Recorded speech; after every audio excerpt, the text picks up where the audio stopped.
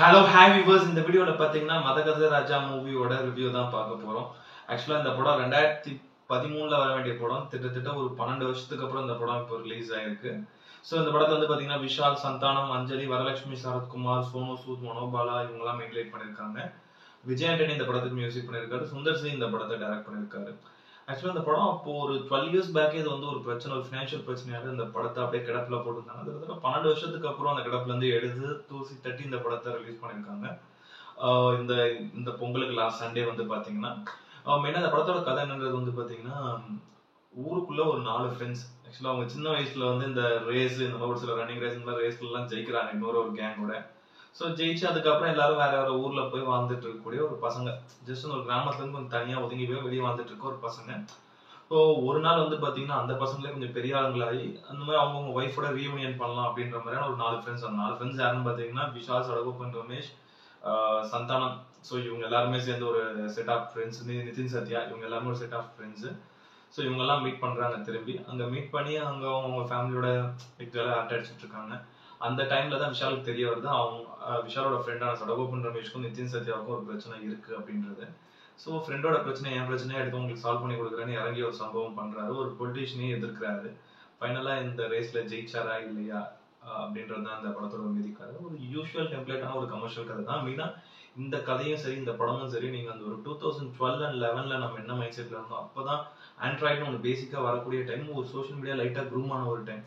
அப்ப இருக்க ஆடியன்ஸோட மைண்ட் செட் அப்ப நிறைய மசாலா கமர்ஷியல் படங்கள் ஹிட் ஆச்சு. ஸோ அந்த ஒரு மைண்ட் செட்டோட போய் இந்த படத்தை நீங்க ஒரு டைம் டிராவல் பண்ணி உங்க கேரக்டர்ல இருந்து நீங்களே ஒரு 15 13 வருஷம் முன்னாடி போய் பாத்தீங்கன்னா மட்டும்தான் இந்த படம் உங்களுக்கு வந்து நிறைய கனெக்ட் ஆகும்.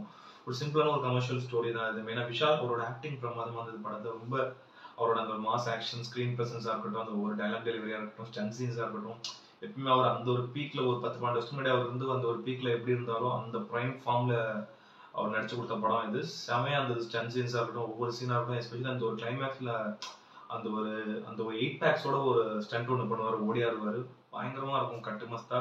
இப்போ ரீசெண்டா ஒரு வீடியோ, இந்த ஒரு ப்ரொமோஷன் வீடியோவில் ஒரு மாதிரி கை நடுங்குச்சு அப்படி இப்படின்னு போட்டிருந்தாங்க. பட் அதை பார்க்கும்போது பாவம் அது சீக்கிரம் ரெக்கவர் ஆகி வரணும். ஏன்னா செம ஆக்டர், நல்ல ஒரு ஸ்டண்ட் ஆக்டர், நல்ல ஆக்ஷன் சீன்ஸ்லாம் பயங்கரம் பண்ணக்கூடிய ஒரு ஆக்டர் தமிழ் சினிமா அப்படின்னு சொல்லலாம் விஷால்.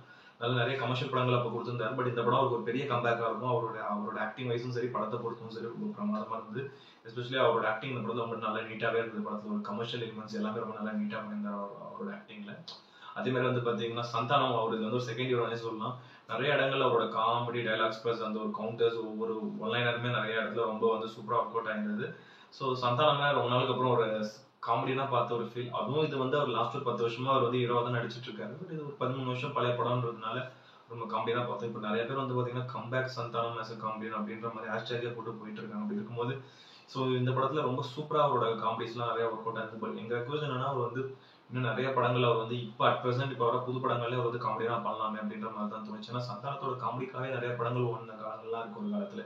ஹீரோவை விட்டுட்டு சந்தானம் ஒரு ஹீரோவா நினைச்சு அவருக்காக ஓடின படங்கள்லாம் நிறைய இருக்கு. அப்படி இருக்கும் இந்த படத்துல செமையா இருந்தது. அவரோட காமெடி டெலிவரிஸ் எல்லாம் ஒன்றும் அவ்வளவு சூப்பரா ஒர்க் அவுட் ஆயிருந்தது இந்த படத்துல.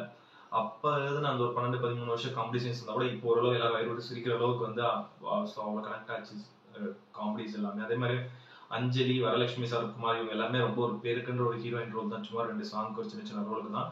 ஸோ அவங்களோட ஆக்டிங் ரொம்ப நல்லா நீட்டாவே பண்ணியிருந்தாங்க. அது மாதிரி நிதின் சத்யா, சடகோபன் ரமேஷ் இவங்க எல்லாமே விஷாலுக்கு ஃப்ரெண்டா ஒரு ரோல் பண்ணியிருக்காங்க. 2 பேரோட கேரக்டரும் ரொம்ப முக்கியம் இந்த படத்துல. ஸோ அவங்க கேரக்டர் வச்சு தான் விஷால் ப்ளே பண்றாரு. அவங்க சுற்றி தான் கதை போகுது. ரொம்ப நல்லா அந்த 2 பேரோட கேரக்டர், இந்த ஃப்ரெண்ட்ஷிப் ரோல் ரொம்ப நல்லா நீட்டாவே பண்ணியிருந்தாங்க.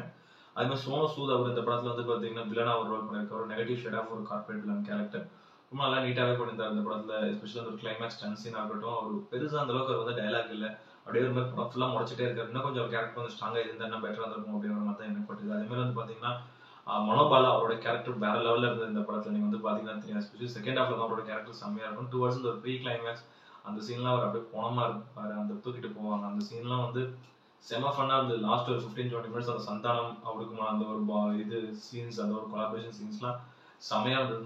மனோபாலா அவர் இப்போ இறந்துட்டாரு. பட் அவர் செம பெர்ஃபார்மர் இந்த படத்துல காமெடியை பொறுத்த வரைக்கும். சுந்தர்சி படத்துல எல்லாமே அவரோட காமெடி நல்லா இருக்கும். ஸோ இந்த படத்துல ரொம்ப பிரமாதமா பண்ணியிருந்தார் மனோபாலா. அதே மாதிரி வந்து பாத்தீங்கன்னா இவர் மணிவண்ணன் அவரு அதில் வந்து ஒரு சின்ன ரோல், ஒரு ஆட்டோ டிரைவர் ரோல் ஒன்று பண்ணியிருக்காரு. புனிச்சித்திர கதாபாத்திரம் தான் அவருக்கு. ரொம்ப நல்லா இருந்தது, நீட்டா இருந்த அவரோட கேரக்டருமே.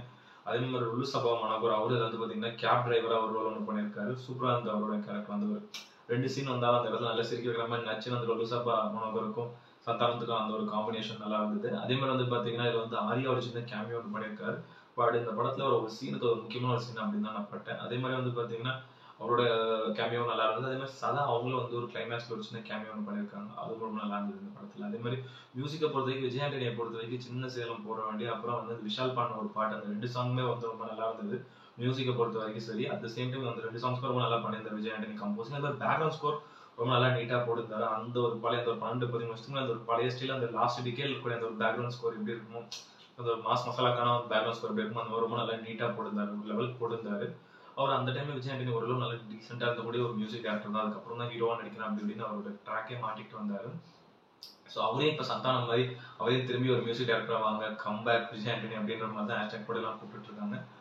நல்லா அந்த சாங்ஸும் சரி பேக்ரவுண்ட் ஸ்கோர் ரொம்ப நல்லா பிரமாதமா பண்ணியிருந்தாரு விஜய் ஆண்டனி. அதே மாதிரி ரிச்சர்ட் என் நாதனோட சினிமாட்டோகிராஃபி இந்த படத்துக்கு ஒரு பெரிய பிளஸ்.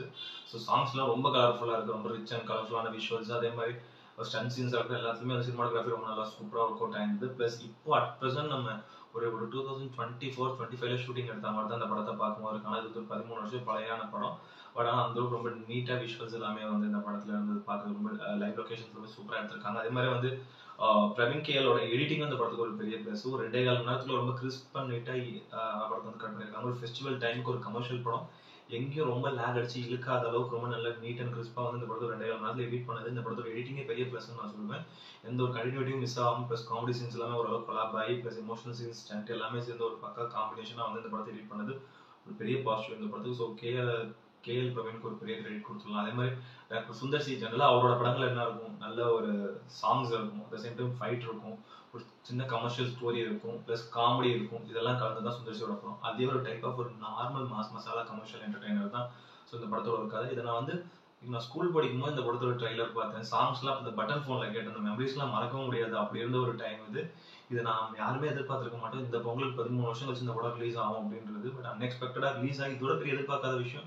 இத்தனை இப்போ ரிலீஸ் ஆகிற புது படங்களே பெருசாக ஓட மாட்டேங்குது. ஒரு கமர்ஷியல் படங்கள் டக்குன்னு ஃபிளாப் ஆகிற படம் ஆவரேஜ் அந்த படம். பட் இந்த படம் 13 வருஷத்துக்கு முன்னாடி வர வேண்டிய படம் இப்போ வந்தப்ப இப்போ இருக்க ஆடியன்ஸ் இதை தூக்கி வச்சு கொண்டாடுறது அவ்வளோ பெரிய பிளாக் பஸ்டர் ஆக்குறதுலாம் சாத்தியமே இல்லாத விஷயம். வந்து சுந்தர் சி படத்துக்கு மட்டும் தான் நடக்கும். அவரோட படங்கள்லாம் குடும்பமா வந்து பார்ப்பாங்க. அந்த மாதிரியான ஒரு மேஜிக் அவர் பண்ணி விட்டுருவாரு. ஸோ இந்த படம் அப்படிதான் ஒரு அன்எக்ஸ்பெக்டட் ஹிட்னே நான் சொல்லுவேன். ஒரு செம கம்பேக் விஷாலுக்கும் சரி சுந்தர் சிக்கும் சரி. கண்டிப்பா இவங்க காம்பினேஷன் ஒரு படம் நல்லா இருக்கும். ஏன்னா ஆம்பளை ஆல்ரெடி ஒரு படம் பண்ணியிருந்தாங்க. அந்த ஆம்பளை படமே ஒரு நல்லா தான் ஒரு கமர்ஷியல் படம் தான். அது வந்து ஒரு 7-8 இயர்ஸ் முன்னாடி வந்த படம் தான். அப்போ ஒரு நல்ல ஒரு நீட்டான ஒரு படம் பார்த்து ஒரு ஃபீல் கண்டிப்பா கூட நீங்க தேட்டர்ல போய் ஒரு 1 டைம் பார்க்கலாம். ஃபேமிலி அண்ட் ஃப்ரெண்ட்ஸோட எல்லாரும் போய் ஜாலியாக இந்த ஃபெஸ்டிவலுக்கு இப்போ ஒரு 1 வீக் அப்படியே அட்டன் ஸ்ட்ரெச் லீவ் இருக்கு. கண்டிப்பா எல்லாரும் போய் ஒரு நல்ல தேட்டர்ல உட்காந்து பாத்தீங்கன்னா ஒரு 1 டைம் டீசன்ட் வாட்ச் இது. ஸோ இந்த படத்துலயும் வந்து பாத்தீங்கன்னா நீங்க மைனஸ் பெருசா எதிர்பார்க்குற அளவுக்கு எனக்கு எதுவும் தெரியல. ஒரு ஃபேமிலி என்டர்டைனர்ன்றதுனால வந்து பாத்தீங்கன்னா ஏன்னா என்னை பொறுத்த வரைக்கும் வந்து காமெடி இன்னும் கொஞ்சம் அதிகமாக இன்செர்ட் பண்ணிருக்கலாம் அந்த படத்துக்குள்ள அப்படின்னு தான் எனக்கு ஃபீல் ஆச்சு. நிறைய இடங்கள்ல கொஞ்சம் இந்த ஸ்டன் சீன்ஸ் ஸோ அந்த ஒரு சீரியஸான சீன்ஸ் எல்லாம் குறைச்சி ஏன்னா இதுக்கு காமெடி ஸ்கோப்பான ஒரு ஸ்டோரி தான் அது. இன்னும் கொஞ்சம் அந்த ஒரு சுந்தர் சி பேட்டர்ன் எல்லாம் கொஞ்சம் காமெடி இன்செர்ட் பண்ணியிருந்தாருன்னா படம் ரொம்ப வயது குழுங்க என்ன செஞ்சுக்கலாம் அப்படின்ற மாதிரி தான் எனக்கு ஒரு ஃபீல் ஆச்சு. மற்றபடி ஒரு தரமான ஒரு நீட்டான ஒரு படம். அந்த படத்தின் ஒரு ரேட்டிங் வந்து பாத்தீங்கன்னா 10க்கு வந்து ஒரு 7 கொடுப்பேன். உங்களுக்கு ஒரு ஒர்த்தான ஒரு நீட்டான ஒரு வாட்ச். கண்டிப்பா எல்லாரும் தேர்ல போய் பாருங்க. ஒரு மஸ்ட் வாட்ச் ஒரு நல்ல ஒரு பக்கமான ஒரு ஃபேமிலி என்டர்டைனர். கண்டிப்பா தேர்ல பாத்தீங்கன்னா எல்லாரும் வைட் கொடுங்க சிரிச்சு என்ஜாய் பண்ணுவீங்க. இந்த வீடியோ பிடிச்சிருந்ததுன்னா லைக் பண்ணுங்க, கமெண்ட் பண்ணுங்க, ஷேர் பண்ணுங்க, இந்த சேனல் சப்ஸ்கிரைப் பண்ணுங்க. இந்த வீடியோட லிங்க் உங்க ஃப்ரெண்ட்ஸ் எல்லாருக்கும் ஷேர் பண்ணுங்க. வேற ஒரு நல்ல வீடியோல மீட் பண்ணலாம். Okay friends, thank you, by.